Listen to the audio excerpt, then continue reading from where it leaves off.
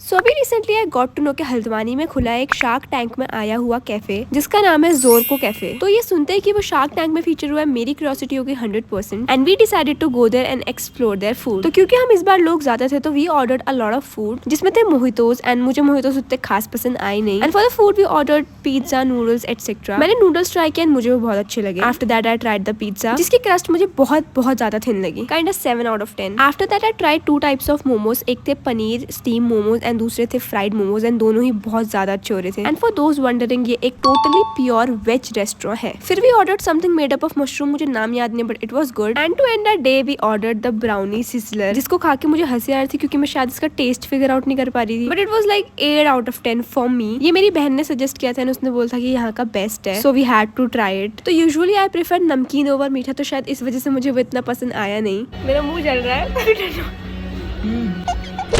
If I talk about the whole experience, so for me it was like 8 out of 10. So that is it for this video. I hope you like it.